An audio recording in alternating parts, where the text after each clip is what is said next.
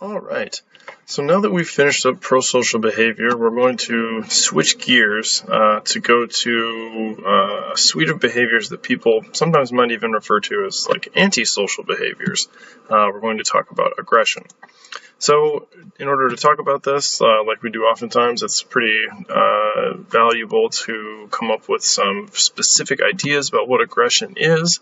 And the book definition that you have actually does a very good job of laying this out. Sometimes, it might be a little inadequate in defining some things, but this one is pretty good. Intentional behavior aimed at causing physical harm or psychological pain to another person. So it lays it out that it has to be on purpose, intentional. It's actual behavior. It's not just thoughts or anything like that. And it can be either physical or psychological. So a lot of times when we think about aggression, we might bring more physical ideas to mind, and we might not always realize that it has to be actual behavior that someone has intended to do to hurt someone else. Other definitions that come from other research and other textbooks, most of the ways that people tend to think about aggression are going to think about this in a similar way. I just think this definition from our book tends to put it in a very clear, specific way. Because some of them, they just say hurt in general. They say something about dominating or violating. But I think the way the book puts things together is probably the best way to think about this. So some other clarifications about what aggression is. It's important to remember that aggression is not just being confident or assertive. And I think colloquially, a lot of times we might characterize people's behavior as, being so aggressive when they're doing something that is maybe just trying to assert their power in some way. And I'm not necessarily saying that behavior like that is always good necessarily, but I'm saying that it is different from aggression. If it is not intended to cause some kind of harm or pain to somebody, then it is really not aggression in the same sense. It's maybe assertiveness or confidence or being overbearing or something like that. Again, it's important to note that it can be, physical, verbal, it can be manipulating social relationships. Aggression is not just hitting somebody. It involves a lot of other types of behaviors other than that, possibly. And another important distinction is that it has to be an actual behavior. Aggressive acts probably most of the time come from aggressive seeming or aggressive related thoughts or feelings, but just thinking about hurting someone or thinking about causing pain to someone or feeling angry at someone does not constitute aggression. They need to actually be accompanied by behavior to qualify as aggression in the way that we're going to think about them. It's also important to note that you might engage in aggressive behavior whether or not you actually are succeeding in causing the harm that you want to. So taking a swing at somebody when you were trying to hit them, if you miss, that's still an aggressive action because you were intending to cause physical harm to that person. Or excluding somebody to hurt their feelings. It's possible that those types of behaviors don't succeed. The person doesn't care that you excluded them. But if you were doing it in order to hurt their feelings, cause them some kind of psychological pain, then that was an aggressive act on your part. Some other distinctions we might find useful when we think about aggression are between hostile and instrumental aggression. Hostile aggression is intended specifically because you want to hurt someone. That's the goal, is to harm them. So causing that physical pain or causing that emotional or psychological pain is the entire purpose of what you are doing. It's hostile because you're trying to cause harm. Instrumental aggression is slightly different. You're still intending to cause harm, but you're doing it in order to achieve something else. So, tarnishing someone's reputation and causing them some kind of psychological harm in order to get friends away from them or get a job over somebody else, or, playing a violent sport. Perhaps you're trying to hit someone hard enough to knock them down and hurt them, but not because you necessarily want that person to be harmed, but because you want to score in whatever manner is relevant for that game. So instrumental aggression, hurting someone for another purpose. Hostile aggression, hurting someone because hurting them is your purpose. There's another distinction to make that is a little bit different too. Physical aggression, obviously, is when you are using physical force to injure or abuse somebody. Oftentimes we see, there's kind of a connection between hostile and physical aggression, but they're not always the same thing. You might physically hurt someone for another reason, to achieve another goal. Or you might be hostile and want to hurt someone, but you want to hurt their feelings or cause them emotional pain. We can distinguish, though, physical aggression from relational aggression. These are any types of behaviors where you're manipulating people's social circumstances or relationships. So exclusion or ostracism or spreading rumors or an insult of some kind. These are all forms of relational aggression. So let's talk a little bit about some of the sources of aggression or things that are related to aggression before we get to thinking about how it develops early in life. So there are certainly biological influences on aggression. There were almost certainly instances in our ancestral environment where aggression for certain people was probably useful in some way, or at least selected for. Not condoning aggression or violence in any way, but it was probably selected for in certain circumstances in our ancestral history. Perhaps because of this, men do seem to exhibit more aggression than women, particularly physical aggression. And we note, too, that this doesn't just seem to be a sex difference necessarily. It also seems to be a difference related to people's levels of testosterone. So high levels of testosterone in both men and women seem to be related to higher levels of aggression. There are different studies where they experimentally manipulate the amount of testosterone by injecting it into different animals and seeing if that increases their aggression, which seems kind of unethical perhaps, but they have been conducted, and those were the findings. In human beings, you tend not to be able to do things as invasive as that, but if you look at correlational studies where they're measuring testosterone, you see similar patterns. And one kind of interesting finding, too, is that if you look at differences in different types of crime, so if you look at people that have been convicted of different crimes, there are different levels of testosterone in people convicted of violent crimes compared to non-violent crimes. Now, that's not an experiment, obviously, and there's a possibility that being in a prison system where there are more violent criminals being housed might make people higher in testosterone, maybe because they're on edge or protecting themselves or something, compared to people in a less high security prison. So it's not as clear as experimental evidence, but it certainly suggests that there's something about testosterone that might lead to more aggression. Another type of factor we might think about leading to aggression are some different things in our environments, and there are a whole host of these things, but I think just because I talk about this stuff when I talk about methodological things and how correlation is not causation, I talked about how heat in some senses can lead to aggression. And there's lots of correlational evidence for this as well, that if you look back in historical records and temperatures, riots are way more likely to happen on hotter days than cold days, and violent crime rates tend to raise on those days as well. And this kind of gets back again to what I mentioned in the methods section, where it can be a third variable sometimes that's useful to consider. But it's not the case. Remember that ice cream and murder rates go up and down at the same times because they're related, but probably because they both seem to be causally related to heat. People are more likely to go for ice cream when it's hot, and they're more likely to commit violent crimes and even kill people when it's hot. So just looping back to that old silly example from the methods section.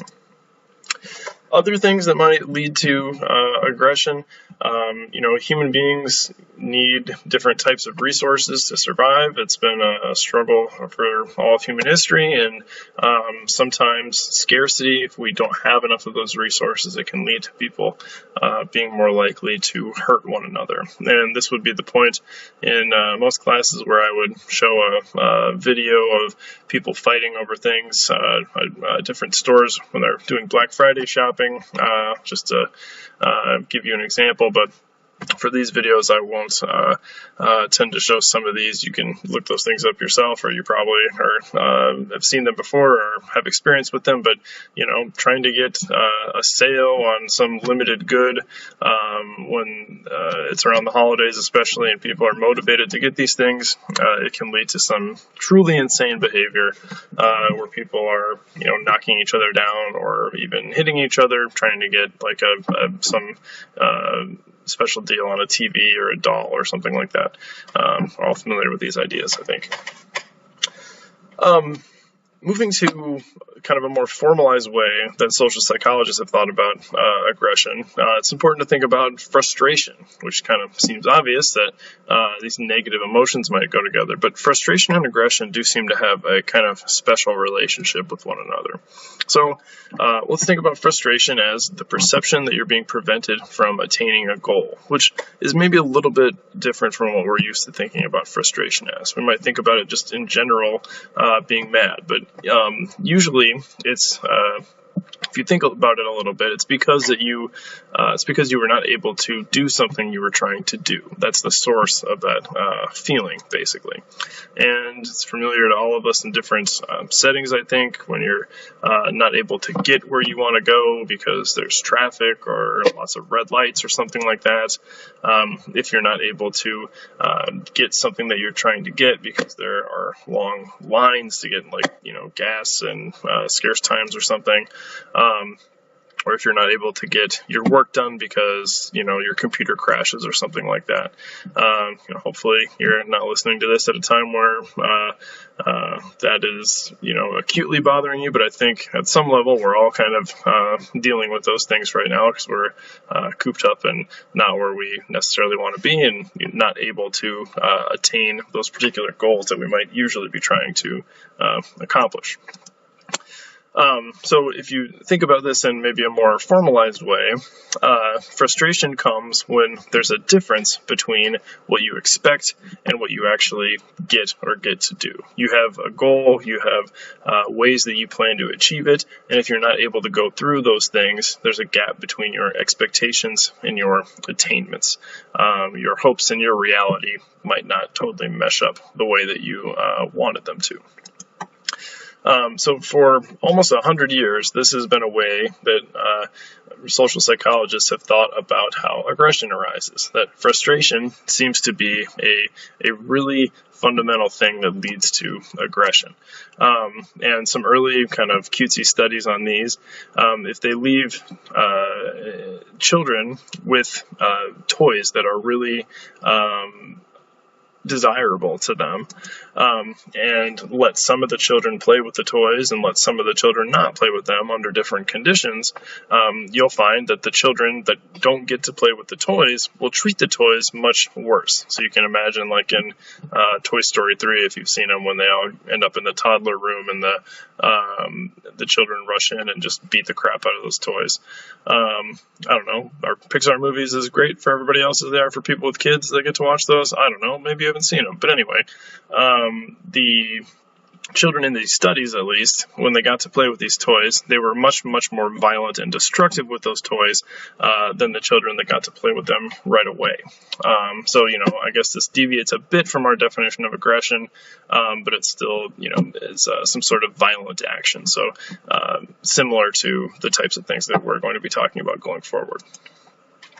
It's important to note, though, that it's not the case that frustration always leads to aggression. Of course, we have a degree of self-control. We're able to keep ourselves from acting out some of our less desirable impulses most of the time. So it's not the case that every single time we're frustrated, we're going to aggress or hurt somebody or something. But it seems to be what primes the pump for aggression, so to speak. That frustration kind of gets you one step closer, or it sets the stage for aggressive behavior, and you need less of a push to get there after that. So it might be the case that other things in our environment are sort of modulating whether we actually engage in aggression. So you might be frustrated, but you might be sitting in a class, or you might be trying to impress somebody, or you might be in a public place where you're not able to aggress against somebody else. So if you are not in a place where aggression is going to be acceptable or hideable or something like that, concealable, I guess, then it's less likely that you're going to actually act out and engage in those types of behaviors. So it's also the case that just not having something isn't enough to be frustrated, basically. Just being without something like, hey, I don't have $1 million, but, I didn't expect to have $1 million right now, so it's not something that's, like, acutely frustrating me in this particular moment. You must be, like, at least somewhat reasonably close to achieving your goal and then kept from achieving it in order for frustration to happen. It also is the case that we tend to compare ourselves to, reasonable other people in our lives, or similar other people. This is an idea that we tend to call relative deprivation. If compared to somebody else in somewhat similar circumstances, we have less, then that comparison can kind of make us frustrated too. If other people have achieved something that we have been unable to achieve, and, we are similar to them, then it might be frustrating not to have that. In essence, though, it's important to remember that frustration is going to be more likely also when the interruptions, or those gaps between the expectations and the goals, are unexpected. Like, you thought you were going to achieve your goal, and then suddenly something that you didn't anticipate pops up and keeps you from doing it, and the goal is actually close. So if you are almost done building, let's say, like a silly example, a house of cards, if you are almost totally done building it, and right at the last second you're putting the last 2 cards up, there's a big gust of wind, or somebody runs by and knocks it over, that's going to be really frustrating because you didn't really see that coming necessarily, and you were close to finishing it. If you've just started building your house of cards, then it gets knocked over, well, you weren't close to finishing it anyway. Or if you're able to see something coming, like somebody tells you they're going to knock it over, then it might be less frustrating if the interruptions are expected and you weren't really that close in the first place. A different way of looking at aggression that's much less situationally focused and a little more developmental is something called social learning theory. And I think once I start talking about this, it'll become familiar from some things that you might remember from introductory psychology. And it is honestly also relatively straightforward too. Social learning theory just says that we learn how to operate in the social world by watching others. We don't learn everything from direct experience. Otherwise, the only things we would do are the things that we kind of have accidentally tried on our own before.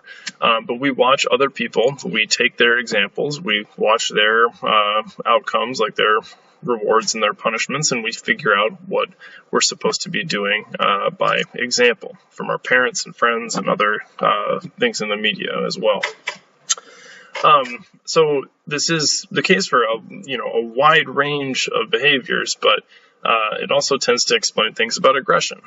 We learn how and when to aggress against other people from watching other people do it. Our parents, examples in culture, our siblings, friends, whatever, we watch other people engage in aggression, and that's how we learn how it's acceptable. And, as might be obvious, but I'll just mention too that if you're watching people not engage in aggression or hold in those impulses, then that's something you're going to learn too, and make it easier for you not to behave in an aggressive way. The most famous study that demonstrates these principles is a study by a researcher named Bandura that used this kind of blow-up doll, and he had children watch a model play with this doll. And there were different conditions that they exposed the children to. And they had them watch, recordings of a person playing with this doll. And in some of the conditions, they had this person punching and throwing and hitting with a hammer and kicking this doll. And in other conditions, they had them like acting nicely to the doll, doing kind of benign things with it. And what they found is that children modeled those behaviors. They did exactly what the other person did. They, as you can see here, they were punching it, they were throwing it, they were hitting with the hammer, and they were kicking it. Not necessarily in every single trial did every kid do everything, but you can see how closely they were modeling some of those types of behaviors here.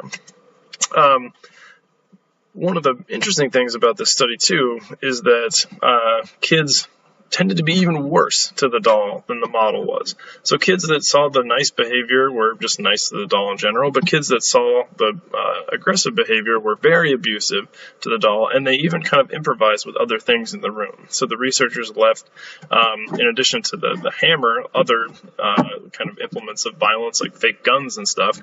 And kids that were in the aggressive conditions, they picked up the guns and they kind of menaced the dolls with the guns. And the kids in the nice condition, didn't do any of that stuff. And very importantly, the children were responding to in some versions of the study, the rewards and the punishments that this person was getting. So if this person doing the modeling of the behavior was rewarded for the aggressive behavior, then kids were much more likely to do it. If they were punished, then the kids noticed the punishment. They're just not blindly copying everything that they're seeing. They're doing things according to the reinforcement history that they are noticing and remembering from these people.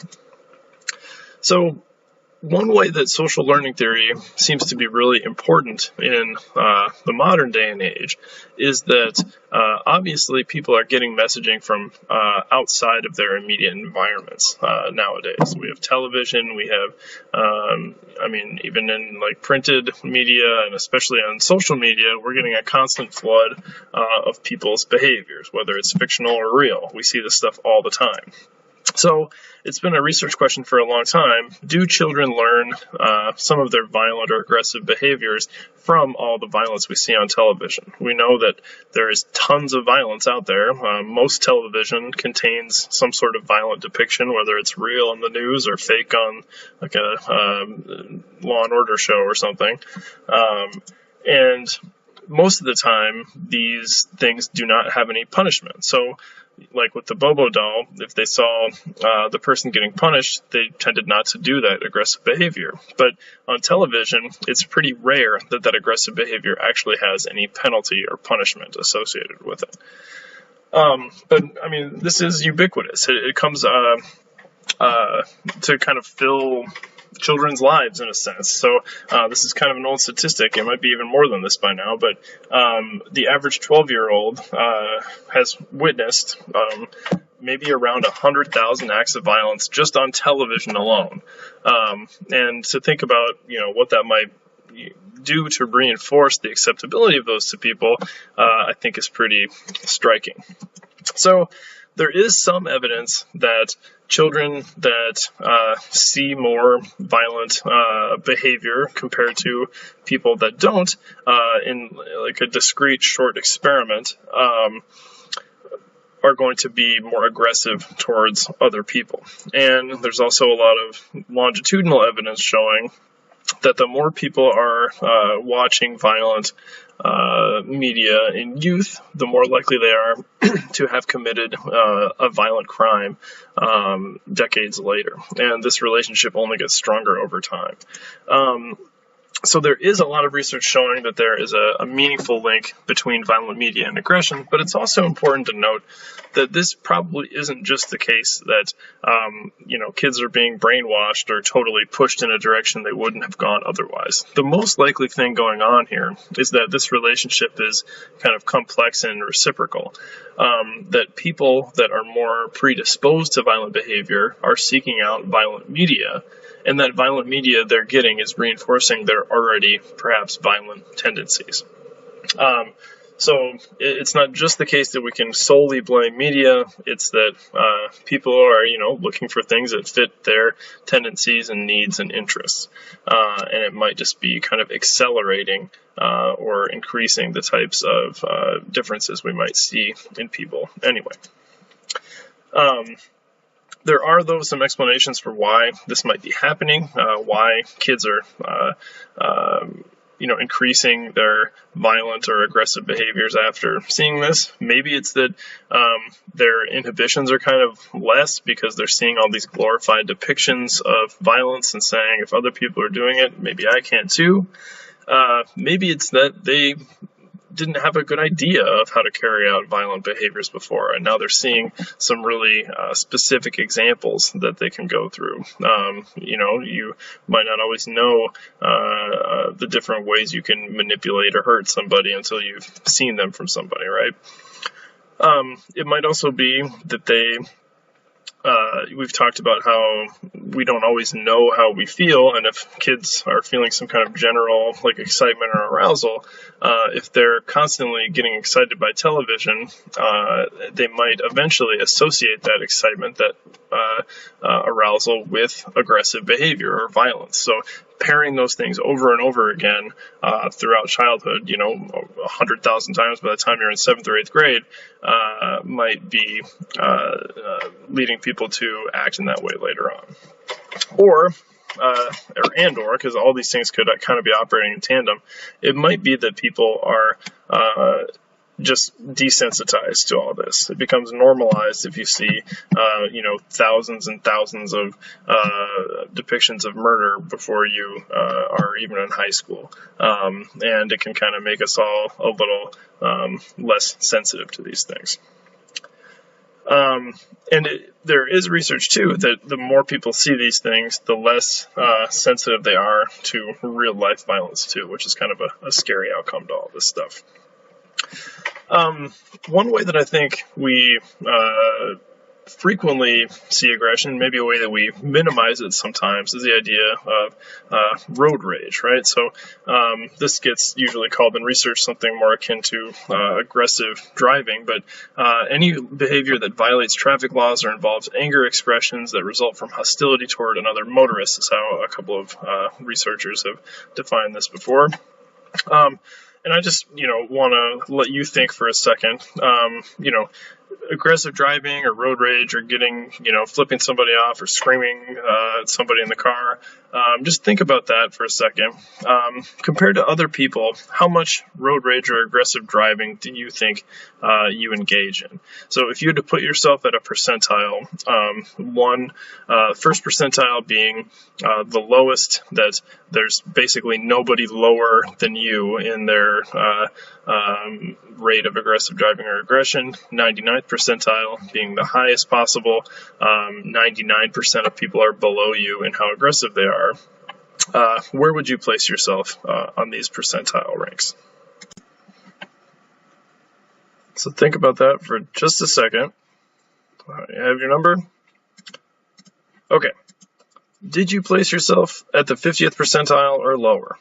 I would imagine a lot of you probably did. A lot of you probably put yourself, even considerably lower than that. Because even though some of us have kind of realistic expectations about ourselves, this is an example of something that we talked about a little bit a long time ago. We were talking about social cognition and social perception and the different types of biases that we have. And remember that we have all these self-protective, egoistic biases that try to make us feel better, one of which is the better than average effect, that we tend to tell ourselves we're better than most people, or at least better than average on lots of things, when, statistically that's impossible for everyone to feel that way and be right about it. So I bet if I had asked this question in class and, did a top hat thing to look at where people were, usually when I do this, and I've done this in, I think, 6 or 7 classes now, it's about 2/3 or 3/4 of people put themselves at less than the 50th percentile. And that's probably not realistic, right? Even though you're not a random sample of people. It's the case that it should be more equal than that. Some people putting themselves higher. So some of you have that ego protective bias that happens to be working for you there. And I do want to drive home too that this is really important, especially if we think we're not worse than other people at these types of things. It's a good reminder that a lot of people in this country and around the world die in automobile accidents throughout the year, and a lot of these, the majority of them actually, have to do with people being overly aggressive and having violent sorts of actions related to road rage. So it's important to remember that you might be more aggressive in your driving than you think. And if you are kind of attending to them, you might be able to check yourself and do a little bit better. And useful to note too, maybe checking yourself a little bit more if you are somebody that is stressed out, if you're hurried, if it's hot, if you're somebody that is just aggressive in general, or a man, or wealthy, or sensation seeking, or narcissistic, or certainly if you are intoxicated. All these things can lead to more aggressive driving. So just have a little bit of self-awareness. I think that is quite important, obviously. All right. Move on to the next video, and we'll talk a little bit more about relational aggression.